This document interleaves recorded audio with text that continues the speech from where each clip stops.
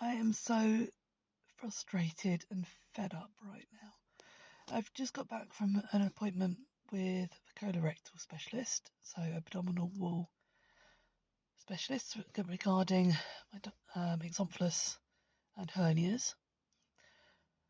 I still don't fully think he gets it. He's describing all my organs as being in the hernia, but not understanding that that's how they've always been. But yet again, it comes down to my weight. And it was only actually when I got out some photos and said, look, this is how I was when the first hernia appeared 7 years ago. 9.5, 10 stone, fit. And the first one happened in the gym. And he sort of went a bit quiet. And I said, okay, I get it now. I need to lose weight. I understand that.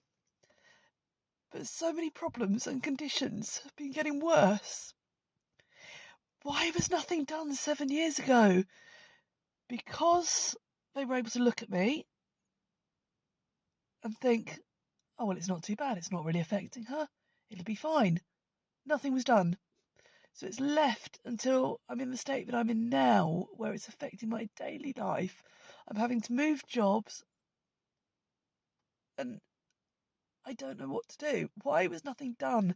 This is the state our NHS is in.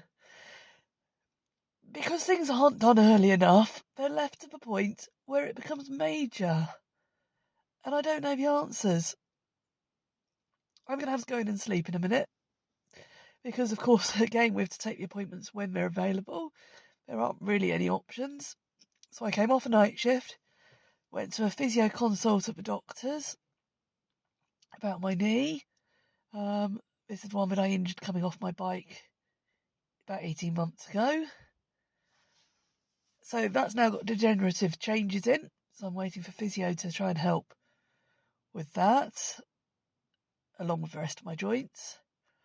I went from that appointment over to Exeter Hospital to the surgical appointment. And I'm just left, I don't know what to do. They were sort of saying, well, we're trying to help you. We can refer you to weight loss clinic, etc. And I said, you did. They didn't know what to do.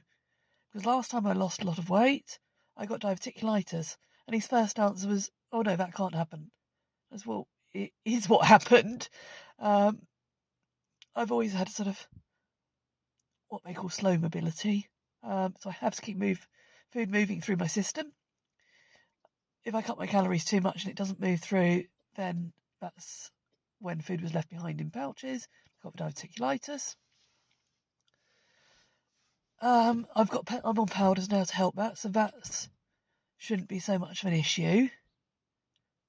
But basically, I've got to lose several stone. I know that. With painful joints, ground glass changes on my lungs from COVID, meaning I can't do anything particularly fast. And lichen sclerosis, meaning I can't spend too long on a bike, or I get anal and peroneal tears. Same swimming, the chemicals affect me. I don't know the answer. If any of you do, I'd really appreciate it. Until 10 years ago, or slightly more, I was fit, I was active, I was working at an outdoor activity centre, I was still driving numerous horses a day, working with livestock, walking 30, 40, 50,000 steps a day, running, I was still out running on Exmoor. And all these issues started with plantar fasciitis in my feet, meaning that everything slowed down, and I obviously didn't tailor my diet.